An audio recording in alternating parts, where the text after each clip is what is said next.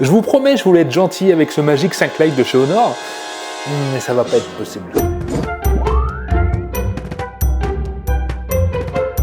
Je vous arrête tout de suite, il a pas mal de qualités, mais il y a aussi pas mal de points qui risquent de vous stopper net. Tout d'abord, je voulais remercier la chaîne Smart Yvon qui m'a envoyé ce smartphone en test gentiment. Merci Yvon, je vous mettrai son lien en description si vous voulez faire un tour. Il y aura donc aussi le test du Magic 5 Lite. Moi, je kiffe. Alors je le trouve beau, on a beau avoir ce gros dos là, ce gros, j'ai envie de dire un œil, un cyclope sur la partie dos. C'est le charme de chez Honor, moi j'aime beaucoup, les finitions sont soignées, on n'a pas l'impression d'être sur un smartphone à 379 €. Tout est bien fini, tout est bien assemblé. Bon, le dos prend un petit peu les traces de doigts, c'est sûr, mais ça c'est histoire de chipoter. Quand on fait le tour et qu'on voit l'épaisseur qui est seulement de 7,9 mm, on a clairement cette sensation d'avoir un smartphone fin, adapté, surtout qu'il est très léger. Et ça, c'est un point méga positif. 175 grammes, c'est rien et ça se ressent en main. La prise en main n'est pas parfaite, mais on n'est pas loin, c'est vraiment agréable à utiliser. Bon, clairement, le smartphone fait qualité, surtout avec cet écran incurvé. Attention, on est sur un écran incurvé à moins de 400 balles. Bon, c'est peut-être plus la mode, mais c'est super beau. J'adore, j'aime le luxe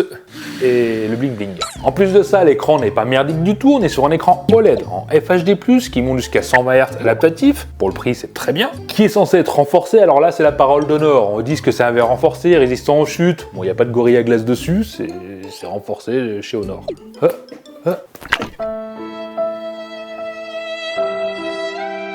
C'était une blague Yvon, je vais te le ramener en bon état. Enfin bref, un écran parfait, des bonnes couleurs, des contrastes infinis, le rendu super, sensible, empreinte digitale sous l'écran qui fonctionne plutôt bien, c'est réactif, reconnaissance faciale qui fonctionne plutôt bien, l'écran est beau. Si je devais lui trouver un défaut, mais qui est vraiment minime, c'est la luminosité maximum en extérieur qui monte jusqu'à 800 nits. Alors c'est suffisant, mais bon, si on voulait être chiant, il y a des smartphones qui montent à 1600 nits maintenant, même s'ils coûtent 1000 balles. Mais voilà, 800 nits, c'est quand même très bien. Deuxième point fort de ce smartphone, j'ai envie d'en parler tout de suite là maintenant, c'est l'autonomie, parce qu'on est sur une batterie de 5100 mAh. Alors une batterie de cette taille-là, normalement ça fait un smartphone lourd, hein. Bah c'est pas le cas, je vous l'ai dit, 175 grammes. Mais c'est pas tout, parce qu'une grosse batterie, si c'est mal optimisé, ça dure pas, et ce smartphone-là tient hyper longtemps, et c'est vraiment bluffant. Alors de mon côté, moi j'ai tenu 2 jours en autonomie, voire un peu plus, mais je compte pas quand j'arrive à 20%, voilà, j'ai tenu 2 jours.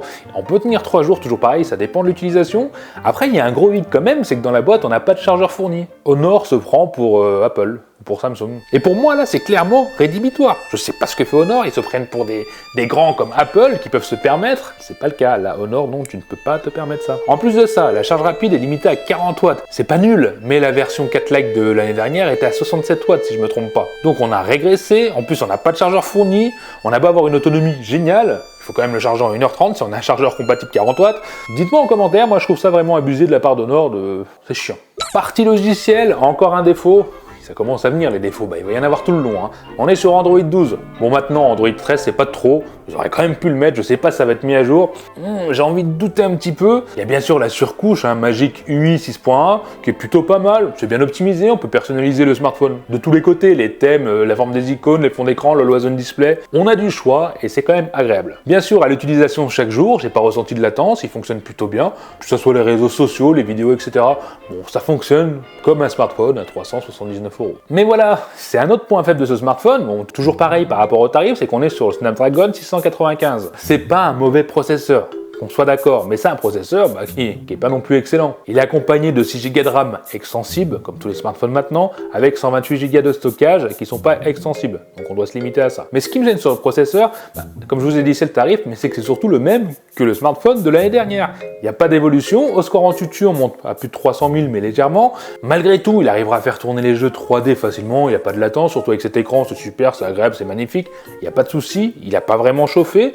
Ouais, en fait, ce qui me gêne, là, à l'instant T, au jour, je sais plus quel mois on est, au mois de mars, oui, début mars, c'est qu'on a le Google Pixel 6a que j'ai testé par ici, qui lui est moins cher maintenant, à l'heure actuelle, qui est pas parfait, c'est sûr, mais il est quand même pas plus puissant. Il a plein d'autres qualités que lui n'a pas et vice versa. Comme le son stéréo, oui je vous l'ai pas dit, mais il n'y a pas de son de stéréo non plus. Ça fait quand même beaucoup de petits trucs qui sont chiants, surtout que le son n'est pas ouf en mono, il est pas forcément... On va pas baver en écoutant de la musique, hein. Vaut mieux mettre des écouteurs. Dites-moi en commentaire si vous bavez en écoutant de la musique avec votre son stéréo. Avec celui-là c'est pas possible. Mais passons à la partie photo, parce que quand on voit 64 mégapixels, ça fait rêver. Sur un smartphone à ce tarif-là, ça donne envie. Mais il n'y a pas que ça, il y a quand même 3 caméras. Une autre caméra ultra grand angle de 5 mégapixels, c'est pas ouf. Et il y a encore pire, la macro de 2 mégapixels. pixels. Bon, pour le tarif, on va pas se plaindre. Et pourtant, je vais quand même me plaindre des photos pour le tarif. Alors regardez-moi ces photos. Je sais pas si vous arrivez à voir sur votre écran, mais en tout cas, tout ce que je peux vous dire, c'est que c'est fadasse. Ouais, les couleurs sont fades, le rendu n'est pas extraordinaire. Alors oui, ça gère plutôt bien les hautes lumières,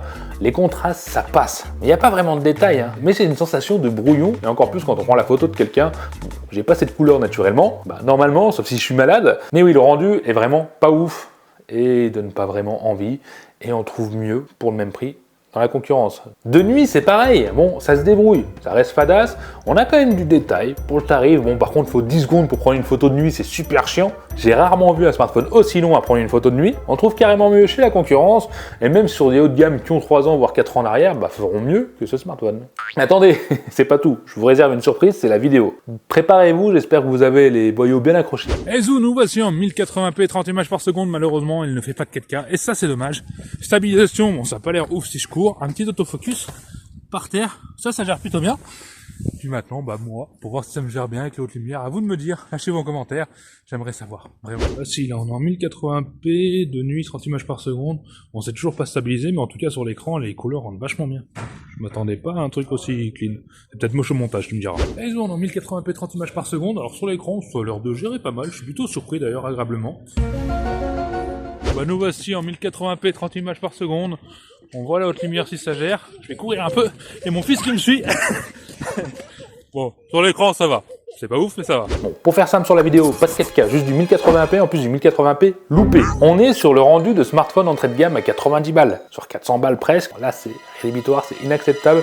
J'espère qu'une mise à jour va corriger ça, mais j'y crois pas trop. Je vous l'avais dit au début de la vidéo, j'ai voulu être gentil avec ce smartphone, mais j'ai pas réussi. Finalement, je l'ai quand même beaucoup descendu. Dites-moi en commentaire si je suis trop dur.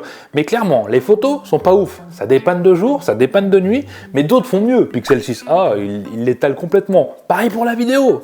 Franchement, ça fait pas rêver. Après, ce qui fait rêver, c'est vrai que c'est l'autonomie. 2 jours, voire 3 jours d'autonomie, c'est fou. L'écran est juste magique. Empreinte digitale sous l'écran à ce tarif, c'est très bien. Design magnifique, ultra léger. Bon, mais ça suffit pas. À ce tarif-là, on a envie d'avoir plus. Et c'est ça qui est dommage. Honor, pour moi, a un petit peu loupé son coup. Si vous l'avez commandé, si vous comptiez l'acheter, voilà, vous connaissez les défauts. C'est pas un smartphone nul, mais c'est vrai que pour le tarif, on peut trouver mieux. À 250 €, ça passerait, voire 300. Pour l'instant, je conseille pas forcément de l'acheter. Non. Bon, après, si tu viens de me découvrir, je suis pas tout le temps méchant avec les smartphones et je t'invite à t'abonner pour te prouver dans mes prochaines vidéos que je peux être gentil, si ça vaut le coup. Allez-y, lâchez-vous en commentaire, dites-moi, est-ce que je suis trop méchant? Hashtag t'es trop méchant, hashtag t'es trop gentil. T'assures grave, t'es le meilleur. Bon, ce que vous voulez, allez-y, lâchez-vous. Dites-le moi ce que vous en pensez. On se dit à la prochaine vidéo, les Tukimunchi. Bye.